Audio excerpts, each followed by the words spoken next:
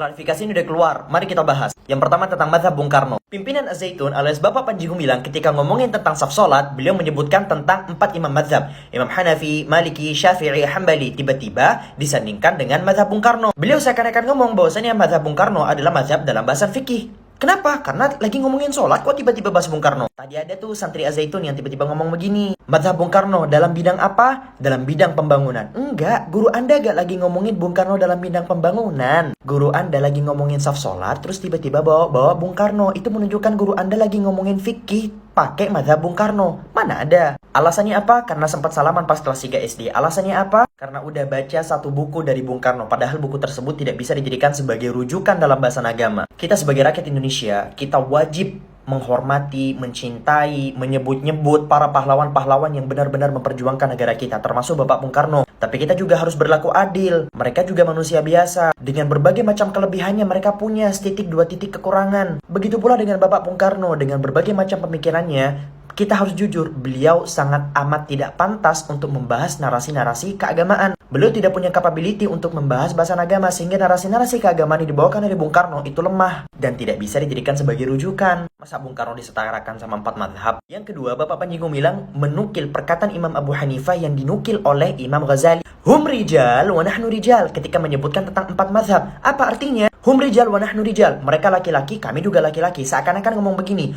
aku dan mereka tuh sama kok, sama-sama manusia, punya kemampuan yang sama. Yang ngomong kayak begitu, itu siapa? Imam Abu Hanifah, imam mazhab, imam besar, alim. Yang menukil siapa? Imam Al-Ghazali, Hujjatul Islam, ulama besar. Karyanya banyak banget. Tapi Bapak Panji Gumilang, apakah pantas ngomong begitu ketika berhadapan dengan 4 imam mazhab? Tidak, gak bisa. Boleh banget Bapak Panji Gumilang buat mazhab baru, boleh. Dengan catatan harus punya capability yang sama dengan 4 mazhab, harus punya kemampuan yang sama dengan mereka, harus punya ilmu yang sama, harus punya pengaruh yang sama dengan mereka. Silahkan bikin mazhab baru. Kita juga senang punya imam mazhab baru dari bumi Nusantara. Terus ada santrinya yang bawa-bawa Daulah Umayyah, Daulah Abbasiyah. Mereka emangnya mazhab apa? Pada saat itu ulama itu banyak banget, kapabilitas mereka, keilmuan mereka itu luar biasa banyak banget. Bahkan bisa dibilang lebih alim daripada 4 imam mazhab. Ya, banyak lebih alim daripada 4 imam mazhab. Perpecahannya juga gak seperti sekarang. Sehingga memang gak butuh sama 4 mazhab. Wong perpecahannya gak kayak sekarang, wong lebih alim daripada mereka. Sekarang pertanyaannya, apakah ada yang sama dengan 4